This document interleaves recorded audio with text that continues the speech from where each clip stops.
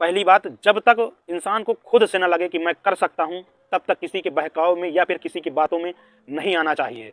और दूसरी बात, आपको जिसमें इंटरेस्ट है वही करिए, दूसरे के बहकाव में मत आइए कि दूसरा कुआं में कूद रहा है तो मैं भी कुआं में ही कूदूंगा। क्योंकि हर कोई मास्टर नहीं हो सकता, हर कोई बिजनेसमैन नहीं हो सकता, और हर कोई पॉलिटिक्स नहीं हो सकता, हर कोई जॉब मैन नहीं हो सकता। सबके अलग अलग ड्रीम्स होते हैं और सब अलग अलग करने की कोशिश करते हैं। तुम्हारा इंटरेस्ट यदि क्रिकेट में है तो फुटबॉल में पैसा क्यों खर्च कर रहे हो, यह सोचने वाली बात है और समझने वाली बात है। नमस्कार, प्रणाम, मैं सत्येंद्र, आप देख रहे हैं सेवार्थ सत्येंद्र। दोस्तों, आज की जो मैं घटना सुनाने जा रहा हूँ वह घटना शायद आप लोगों को पता हो, क्योंकि वह सोशल मीडिया में बहुत ज़्यादा वायरल हो रही है।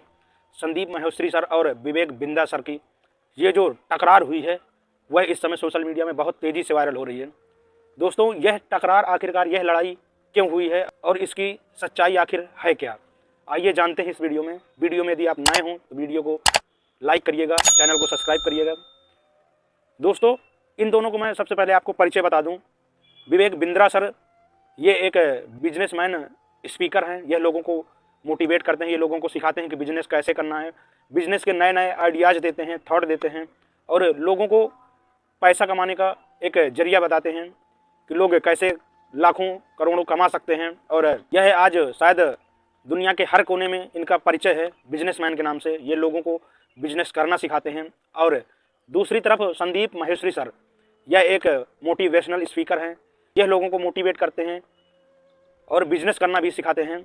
और इनका एक शो है खुद का, उसमें लोग इनसे क्वेश्चन पूछते हैं और यह लोग जवाब देते हैं, लोगों को मोटिवेट करते हैं। उसी शो के दौरान एक लड़के ने इनसे ये पूछ लिया कि सर, मैंने एक बैच लिया था जो कि उसमें उस बैच में ये बताया गया था कि उसमें बिजनेस के बारे में सिखाया जाएगा, तुम लाखों करोड़ों कमा सकते हो और तुमको कैसे बिजनेस करना है, तुम कैसे करोड़पति बन सकते हो, उसमें ये बताया गया था। और उस बैच को मैंने एक फेमस यूट्यूबर उनके ज़रिए परचेज किया था।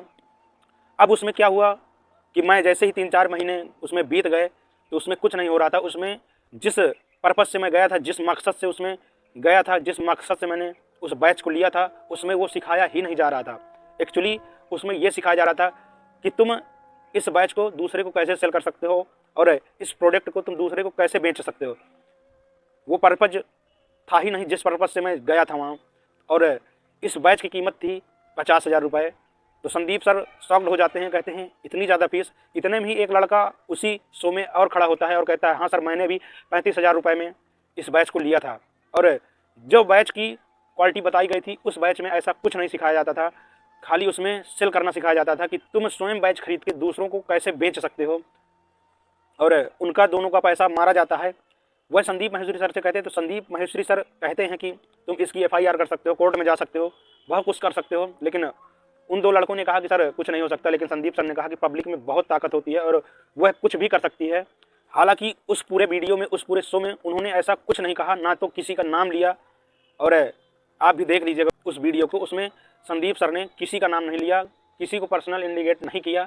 और वो कहते हैं ना कि चोर की दाढ़ी में तिनका, और यही हाल कुछ यहाँ भी हुआ है। उस शो के बाद संदीप सर के पास मैसेज आता है कि तुम यह वीडियो डिलीट कर दो। और विवेक बिंद्रा उनके घर नोटिस भेजते हैं कि तुम ये गलत कर रहे हो, तुम वीडियो डिलीट कर दो। उनको दबाया जा रहा था, लेकिन संदीप सर ने कहा कि मैं वीडियो नहीं डिलीट करूँगा, इसमें कुछ गलत नहीं है। इसी बात में टकरार जो है तो बढ़ जाता है इनके बीच। अब आपको बता दूं, जो बैच बेच रहे थे आखिरकार ये है क्या।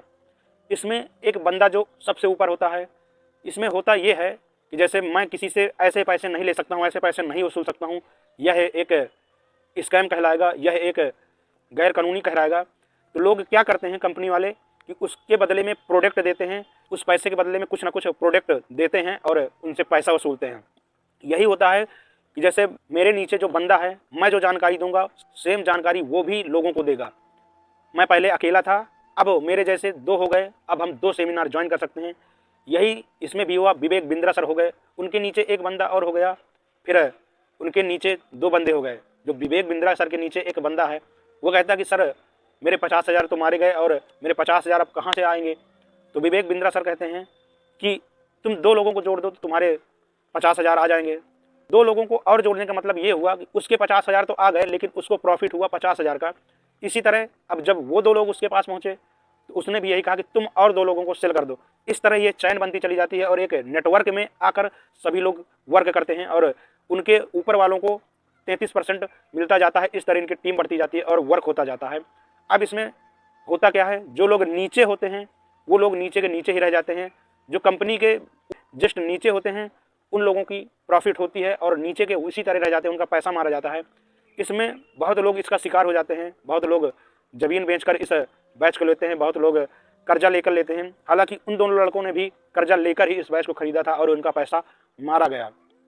अगर यह विवेक बिंद्रा सर सोचते हैं कि स्कैम नहीं है तो उनको संदीप महेश्वरी सर से कहना चाहिए कि मुझसे गलती हो गई, भाई तू ही बता कि कहाँ मेरे टीम में कहाँ मिस्टेक हुई, यह मिस्टेक है और मैं इसको सुधारने की कोशिश करूंगा। लेकिन विवेक बिंद्रा सर ने ऐसा नहीं किया और उन्होंने संदीप सर के पास नोटिस भेज दिया, उसके घर बंदे भेज दिए।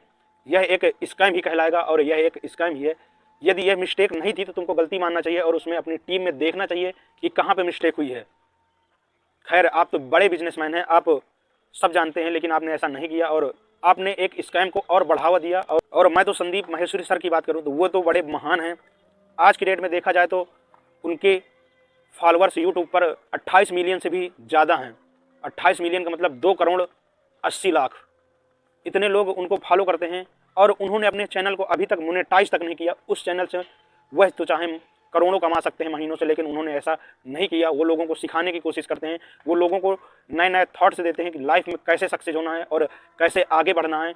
वो तो गड़बड़ नहीं हो सकते, लेकिन इस स्कैम को बढ़ावा दे रहे हैं तो विवेक बिंद्रा सर और मैं तो संदीप महेश्वरी सर के ही तरफ हूँ। आप लोगों की क्या राय है इस वीडियो के कमेंट सेक्शन में ज़रूर बताएं। और इस स्कैम का शिकार ज़्यादातर लोग जैसे ही हाई स्कूल इंटर के बाद निकलते हैं तो उनको लगता है कि हम लोग इतना जल्दी करोड़पति बन जाए और रातों रात हमारे पास पैसा आ जाए। उनको ऐसा सपना दिखाया जाता है, उनके दिमाग में ऐसा भर दिया जाता है कि तुम लाखों करोड़ों कमाओगे, तुम लग्जरियाँ गाड़ी ले सकते हो, ऐसा हो जाता है। और उनके दिमाग में भी यही थॉट्स आने लगते हैं और वो कर्जा लेकर इधर उधर से पैसे मांग कर इस तरह के बैच परचेज कर लेते हैं और उनका पैसा डूब जाता है। इस तरह के कोर्सेज में लोग बहुत कम ही सक्सेस हो पाते हैं और लोगों का पैसा मारा जाता है। इसमें सबसे पहले लोगों को 3 बातें सीखनी चाहिए। पहली बात, जब तक इंसान को खुद से न लगे कि मैं कर सकता हूँ, तब तक किसी के बहकाव में या फिर किसी की बातों में नहीं आना चाहिए। और दूसरी बात, आपको जिसमें इंटरेस्ट है वही करिए, दूसरे के बहकाव में मत आइए कि दूसरा कुआं में कूद रहा है तो मैं भी कुआं में ही कूदूंगा।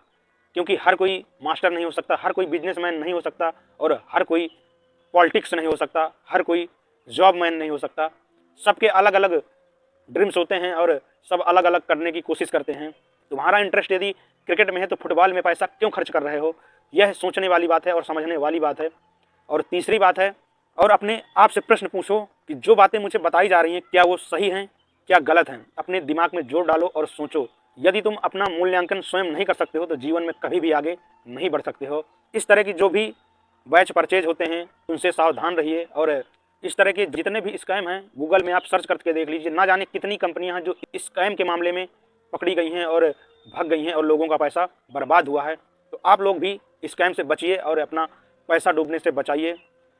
दोस्तों, इस पूरी घटना को सुनाने का मतलब आपको परेशान करना या आपके दिल को दुखाना नहीं है, बल्कि आपको जागरूक करना एवं सचेत करना है। मिलते हैं एक अगली नई घटना में, तब तक के लिए अपने परिवार का ख्याल रखें, सुरक्षित रहें। जय हिंद, जय भारत।